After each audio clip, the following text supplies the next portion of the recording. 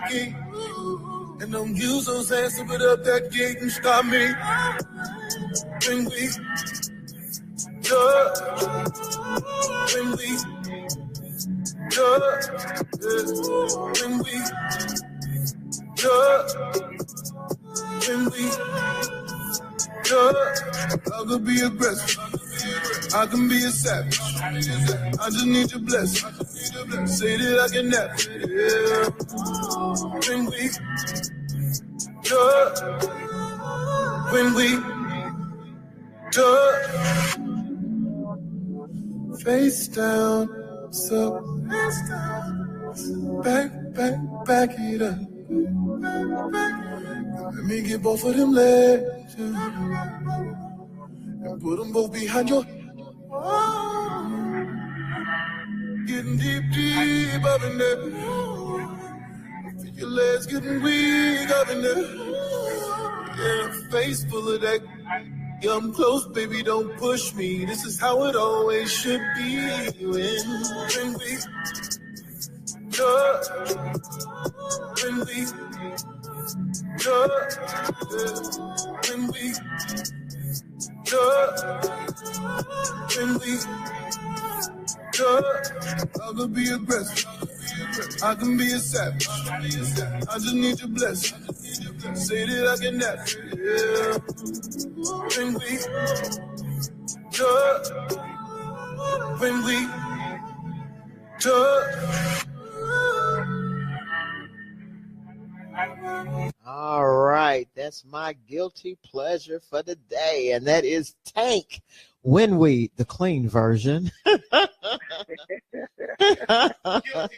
The guilty pleasure, right. Well, let me play Darling Nikki by Prince. Oh, not on my show. So listen, guys, one of the things I'm going to try to do, I'm going to try to reach out on LinkedIn and try to see if I can get Miss Rosalind Brewer to call in, as she is the new the COO, the Chief Operating Officer of Starbucks, the sister that they hired right after the incident with the two brothers. Okay. So I'd like to get her on the show to. What was that? They went out and had a black woman to buffer the situation. You know that don't they pull us out for that? Do they not parade us for just that reason? See, they could never hire a brother like me. I just wouldn't get the job. Right. I tell you, man, it's amazing. It's amazing. Yeah. And Jim, could you imagine me and you hired to do that? That just wouldn't work. Right. Because here's the thing, and this is something that I like to talk to. So it looks like we're going to expand till about 3:30 today to today's show, guys. Now, one of the things, like you mentioned in the article, are you still on here, Jump? Jump Street? He might have left. Yeah, I think he disappeared. Yeah. A second. They probably joined us in a All right. There he is. Right okay. there. All right. So let me go ahead and just pick it up. Yeah, pick it up. Okay. There you are. All right, Jump. Hey, you back with us? Okay, great. I think Donald Trump cut him off. Just say Donald Trump cut him off. Okay. So speaking of Donald Trump, we didn't get a chance to talk about the news that broke this past week with Sean Hannity being the third client of Michael Cohen. Now, what did you guys think about that? Well, Go ahead, I'm not Vader. surprised. I refer to him as Sean Daddy's Big Girl Hannity. Because he's like a big old sissy on the mic, you know, and he always want to bring Democrats across the coals when they're caught up. But when he get caught up, he want to, run and get sympathy. But when there's a Democrat, there's no sympathy from anybody at Fox News. Mm-hmm. Sean Hannity, he was a customer, he was a client, he was getting paid, he was getting laid. Let's just put it out there. Well, I like to call him Panny Hannity. Panny Hannity. I like that. Mm-hmm. I'm going to still call him Big Girl, though. He got his big girl panties on. I like that, Jump. Well, according to Sean Hannity, he said that he didn't feel like he needed to actually disclose the fact that Michael Cohen had handled some business for him because they weren't under any type of a legal contract. It's okay to bust everybody else's business out. Exactly. Hannity, and especially the fact that you're on your show bashing the special prosecutor because of Michael Cohen. So what did you guys think about that? Well, it's just a brotherhood of corruption, if you ask me. That's what they do. If you look at Trump, everybody around Trump is lying for him. Everybody knows that. People pretend like they don't, but they know. They are. That's how they keep their job. The sinister boys. Yes.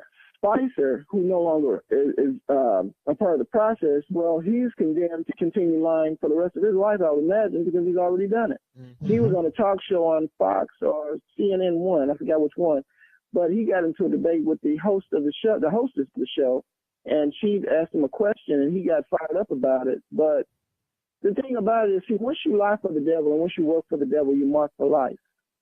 And he's been there, he's done that, he's marked. Mm-hmm. So therefore, only through, if he tells the truth on Trump, he's going to tell the truth on himself. He doesn't want to do that. So they're going to keep on running with the lies. Now, I told my mom, I was talking to my mom about this. I said, well, Spicer has resigned from his position. Now, Sarah Sanders is in his position. She's lying and saying all the stuff that he used to say. But even after you've removed yourself from the process, see how you still have to wear that mark? He's still lying and carrying on the lies that he told previously.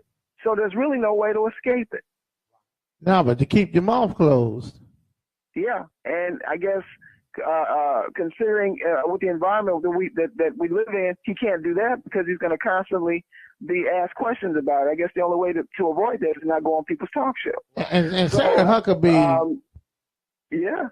She loves her job. She's a proud bootlicker for Trump. I mean, she can tell those lies with a straight face. Well, I don't care who's in that position. They're going to do the same thing because if you don't lie for him, he has no use for you. Mm-hmm. Because he's a criminal. All of everybody knows a criminal when they see one that can spot any other. We walk into a place, they don't know anything about us, but everybody's ESP. Everybody becomes Professor X all of a sudden. No, that's a criminal right there. I can see it. But when it comes to everybody else, well, give them a chance. We don't know anything about this person. Well, funny how you're so informed on other people, but other people you just have no clue whatsoever. Yeah. So it was guys kind of feel it was business as usual when this was disclosed, especially the fact that I don't know if you got a chance to see the when he actually showed the courtroom clip where they were trying to not disclose who the third party was, and the judge wasn't having it. And she was like, just go ahead and disclose it now. Because he was like, we can write it down for you if you just don't, disclose it in public. Mm-hmm. And so she finally got fed up. Yeah. And she said, just go ahead and disclose it. So if he's saying that he didn't do anything wrong, why were you trying so desperately not to have your name disclosed? Sad, isn't it? Yeah, freak. He's doing what they do so well. They lie about everything. But, here it is. These are the same people that condemn most of the country, okay? Especially the part that doesn't look like them. But now here they get put on, display, and you find out, well, they're not good as the people that they're condemning. Okay, these are all. It's just like when you turn the light on, the rats and roaches and everything scurry for the corners or the heels or whatever. That's them. See, they operate in the dark, but they can't stand up to the light any better than anybody else that they condemn. Exactly. Not even as well as the people that they condemn. So they're the pretenders, pretending to be so wholesome, so American. Well, unfortunately, they really are American because America didn't have too great a history. Right. But the thing is, they're not that apple pie that they want you to believe that they are. Family values. So, right. Yeah. So. And again, too, with the people using their cell phones and just having more access to information, a lot of the stuff that they could get away with, they can't get away with now. Just like they're all over them about this. The camera is right there everywhere. Absolutely. Now that's just like this. Everybody's Alan Fudd today. Absolutely. Oh man, what's that going on over there? Right. Even when kids fight after school, the parents can find it on YouTube or social media somewhere. Right. Well, I'm talking about something as serious as the fact that we basically know that the whole chemical attack that they're saying that Assad and Russia did was really just another false flag. Mm-hmm. Yeah. It's a wake-up call. when you come from a brotherhood of deception and treachery, what is beneath you? I don't think there's anything, and they'll tell you the stories that they tell. Don't believe any of them. Right. Don't believe not a one. Because how can you expect America to be true when it was founded the way it was? You know what I mean? Every fiber of America is a lie. Exactly. And they don't want people to know that. They want you to believe in that another lie they told you, the land of the free, depending on who you are, and all that, but it's really not. And why do you think that people are leaving America? Right. We talking about black people leaving, but hey, there's some people that beat us to the punch. Right. America's not as full as it was at one time. People are saying, this party's over. This is done. I got to find somewhere to live. Right. And that's the same thing that we're faced with. Exactly. Here's another big news item that just happened. As a matter of fact, just this past weekend. Do you guys honestly believe that Kim Jong-un is going to give up his nuclear weapon? No. I don't either. If this is not the biggest setup. You got one crazy man going up against another crazy man. Well, let me ask you this. Huh? Go ahead, One's a trust fund baby who ain't had a fight, but just like talks a lot of smack. But then you got one that's just crazy enough to do something even sicker. So which is which? They want to know. I think Kim Jong is worse. I don't know. Well, they both nuts. Right. Well, if they want to know, I think the wrong question is being asked. First of all, everybody wants to know if North Korea is going to give up their nuclear weapons. Well, why don't you ask America if they're willing to give up theirs? Well, that was my next question. Now you know they're not. Right. If America's not going to give theirs up. Go ahead. No, go ahead, Lynda. Go ahead. Well, here's what you have to think about. And somebody actually mentioned this on one of the talk shows this weekend. Muammar Gaddafi gave up his. Look what happened to his. What's the end game for North Korea to give up their nuclear weapons? Control. Well, let's look at this. You tell me that nuclear disarmament is not the same as the gun buyback program. Exactly. They're one the same, just on different scale. Yep. The thing is this: you disarm your slaves so that they can't wage a war against you, so they can't fight. The war's already on, but when you really come for everybody, if we disarm them, we don't have to worry about anything. Okay? Same thing with nuclear weapons. Hey, you give up your nukes. No, you give up your nukes. Well, wait a minute. Why are we so inclined to give ours up when you're not giving yours up? Exactly. See, having nukes makes everybody equal. Having a gun makes everybody equal. They don't see one thing about it. One thing we know has never happened in the history of the world. Nobody likes a fair fight. Come on now. Because if there's a fair fight, guess what? Ain't no fight. Ain't no fight. Because those two words don't even match. Somebody got to have ups on somebody. Somebody got to have the upper hand. I'm going to go to the book of Chris on this one, Vader. That's really loud. Hold on. Yeah. There we go. Yeah. Is that better? Okay. Yeah. Yeah. Hey, okay. Vader, Sorry about that. That's okay. I'm going to go to the book of Chris on this one. That's a good book. What's up, Chris? Chris, a buddy of mine that I spoke about him last week. The one that told me there's two things they got to do: learn how to play chess and watch Star Trek. That guy right there.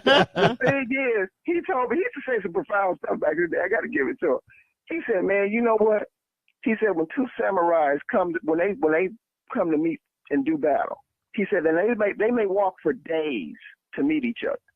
He said, "Now they may stand 100 yards apart, or at least 100 feet. I don't know if they can see each other from 100 yards, but anyway, 100 feet apart.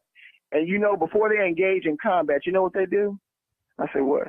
He said, "They look each other up and down, up and down. They may do that for hours. You know why? Because if one can't spot a weakness in the other, you know what they do? They turn around and they walk away. You know why? Because my chances of getting killed in this battle are just as great as yours. And guess what? I didn't come here to die. So nobody likes a fair fight. If I can't spot an advantage over you, there's no sense in us battling. Exactly. That's the philosophy of it. That's true. Yeah. So that's the art of war. Yeah. If I go into a fight and I know I got a weapon or something, I got the ups on you, and I'm happy about those odds. You ready to get down and crack some heads.